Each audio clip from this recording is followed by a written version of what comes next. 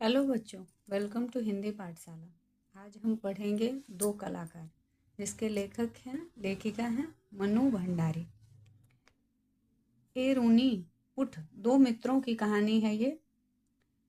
वही दोनों के बीच में बातचीत चल रही है।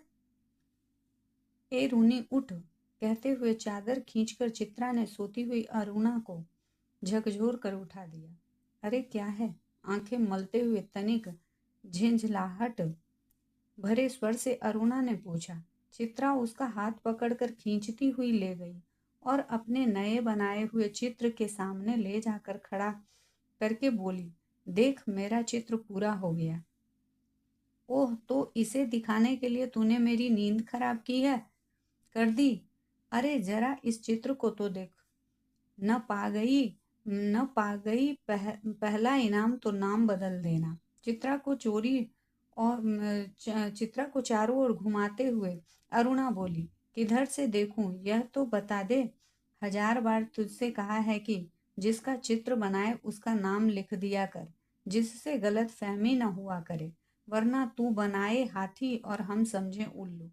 तस्वीर पर आंखें गड़ाती हुई बोली, किसी तरह नहीं समझ पा रही हूँ कि 84 लाख योनि में से आखिर यह किस जीव की तस्वीर है। तो आपको यह कोई जीव नजर आ रहा है? जरा अच्छी तरह देख और समझने की कोशिश कर। अरे क्या, यह क्या? इसमें तो सड़क, आदमी, ट्राम, बस, मोटर, मकान सब एक दूसरे पर चढ़ रहे हैं, मानो सबकी खिचड़ी पकाकर रख दी हो। क्या घनचक्कर बनाया है? यह कहकर अरुणा ने चित्र रख दिया। जरा सोचकर बता कि यह किसका प्रतीक है? तेरी बेवकूफी का। आई है बड़ी प्रतीक वाली। अरे अरे जनाब, यह चित्र आज की दुनिया में कंफ्यूजन का प्रतीक है, समझी?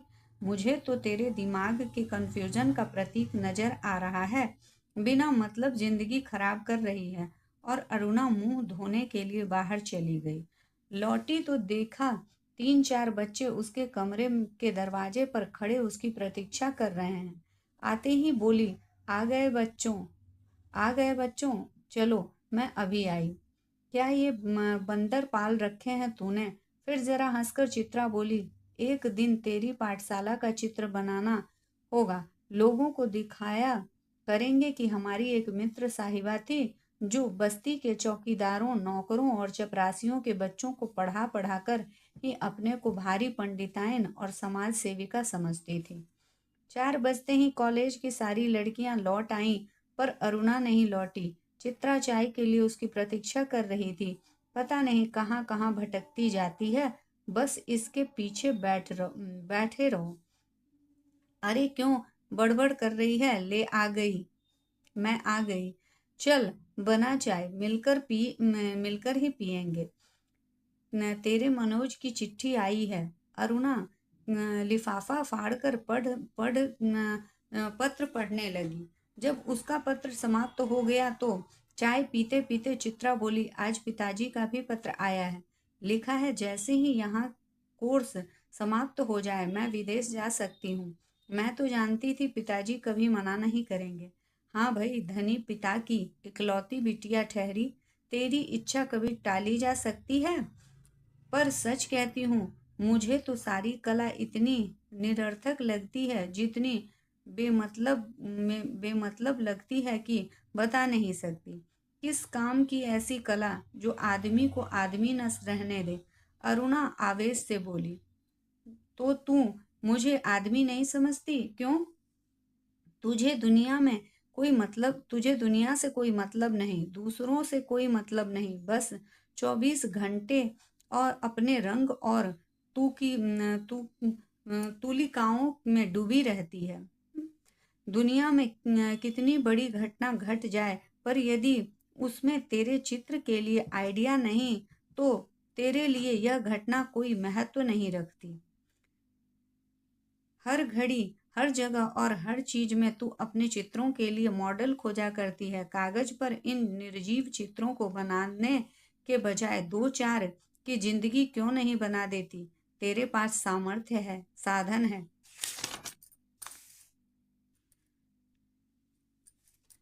वह काम तो तेरे लिए छोड़ दिया। मैं चली जाऊंगी तो जल्दी से सारी दुनिया का कल्याण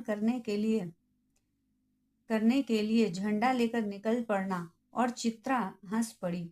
3 दिन से मूसलाधार वर्षा हो रही थी। रोज अखबारों में बाढ़ की खबरें आती थी। बाढ़ पीड़ितों की दशा बिगड़ती जा रही थी और वर्षा थी कि थमने का नाम ही नहीं लेती थी। अरुणा सारा दिन चंदा इकट्ठा करने में व्यस्त रहती।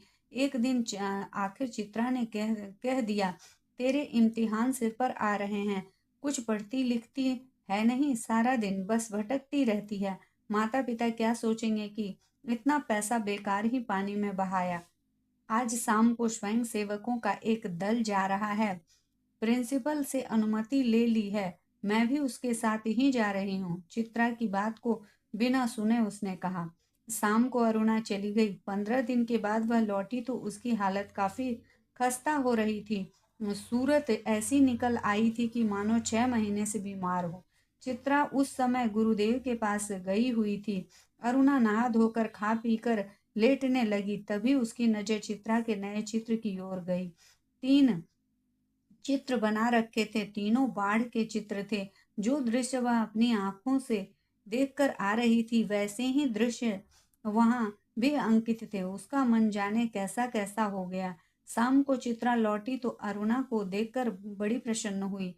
क्यों चित्रा, तेरे जाने का तय हो गया? हाँ, अगले बुध को मैं घर जाऊंगी और बस 1 सप्ताह बाद हिंदुस्तान की सीमा के बाहर पहुंच जाऊंगी।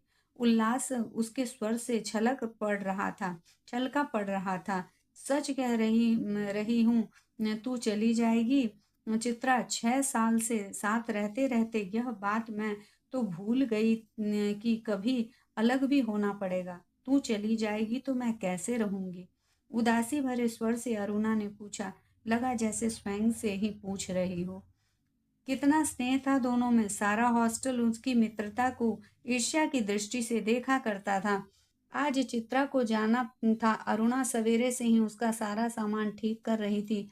एक एक करके चित्रा सबसे आई। बस गुरुजी से मिलना रह गया था, सो उनका आशीर्वाद लेने चल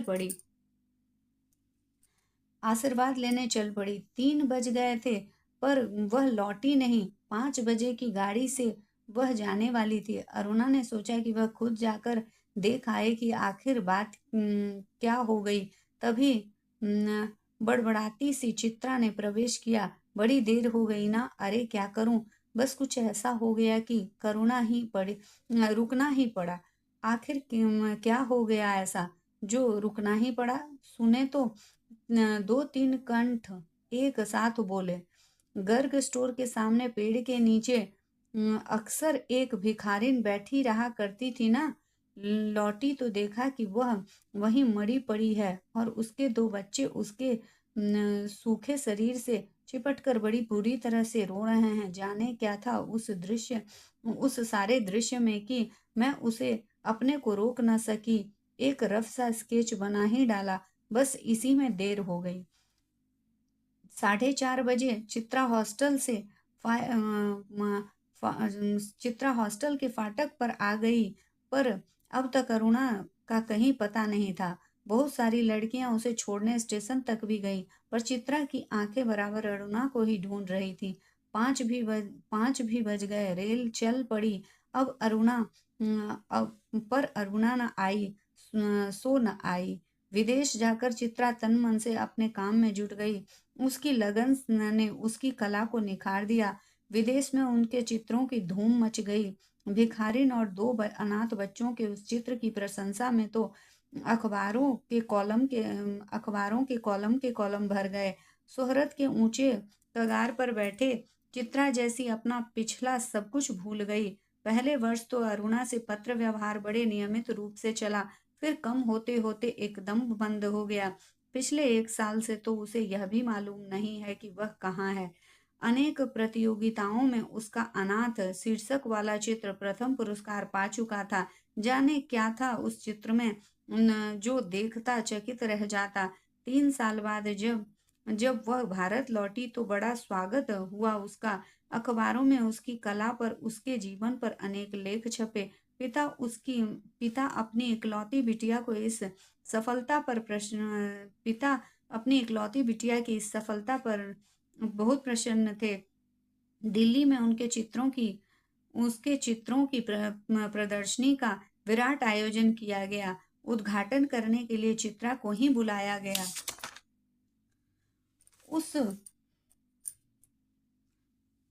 उस भीड़ भाड़ में अचानक उसकी भेंट अरुणा से हो गई। रूनी कहकर चित्रा भीड़ की उपस्थिति को भूलकर अरुणा के गले से लिपट गई।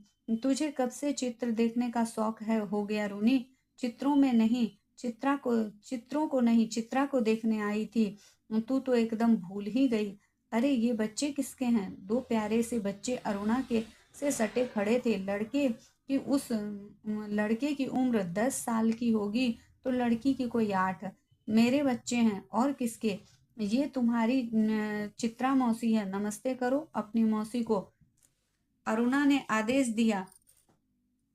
बच्चों ने बड़े आदर से नमस्ते किया, पर चित्रा अपाक होकर कभी बच्चों को और कभी अरुणा का मुंह देख रही थी।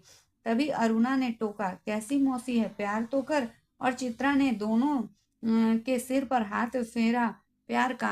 अरुणा ने कहा, तुम्हारी ये मौसी बहुत अच्छी तस्वीरें बनाती है। ये सारी तस्वीरें इन्हीं की बनाई हुई हैं। आप हमें सब तस्वीरें दिखाइए मौसी। बच्चे ने फरमाइश की। चित्रा उन्हें तस्वीरें दिखाने लगी। घूमते घूमते वे उसी भिखारिन वाली तस्वीर के सामने आ पहुंचे। चित्रा ने कहा, यही वह तस्वीर है न रूनी, जिसने मुझे इतनी प्रसिद्धि दी। ये बच्चे रो क्यों रहे हैं मौसी? तस्वीर को ध्यान से देखकर बालिका ने पूछा। उनकी माँ मर गई है, देखती नहीं, मरी पड़ी है, इतना भी नहीं समझती? बालक ने मौका पाते ही अपने बड़प्पन और ज्ञान की छाप लगाई। ये सचमुच के बच्चे थे मौसी। बालिका का स्वर करुण से करुणतर होता जा रहा था। और सचमुच के बच्चों को देखकर ही तो बनाई थी यह तस्वीर। मौसी, हमें ऐसी तस्वीर नहीं, अच्छी तस्वीरें दिखाओ। राजा रानी की, परियों की।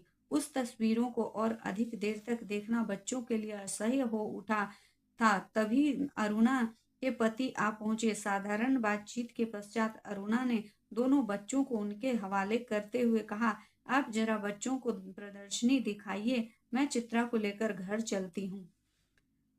बच्चे इच्छा न रहने पर भी पिता के साथ विदा हुए।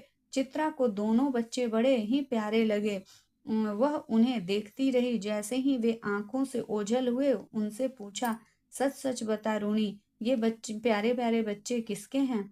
कहा तो मेरे, अरुणा ने हंसते हुए कहा। अरे बताना, मुझे ही बेवकूफ बनाने चली है? एक क्षण रुककर अरुणा ने कहा, बता दूं? और फिर उस भिखारिन वाले चित्र के दोनों बच्चों पर उंगली रखकर बोली, ये ही वे दोनों बच्चे हैं क्या? क्या? चित्रा की आंखें विस्मय से फैली रह गई। क्या सोच रही है चित्रा? कुछ नहीं, मैं सोच रही थी कि, पर शब्द शायद उसके विचार में खो गए। तो बच्चों, दो कलाकार कहानी में, एक चित्रा है जो चित्रों को संवारती है, रंग भरती है, तो दूसरी अरुणा है जो वास्तविक जीवन में जरूरतमंदों के जीवन को संवारती है। दोनों ही कलाकार हैं। यही है ये कहानी का सार। तो आप लोग को पसंद आया हो बच्चों, ये कहानी पाठ अगर समझ में आया हो तो दोस्तों के साथ शेयर कीजिएगा, लाइक और सब्सक्राइब कीजिएगा। Thank you.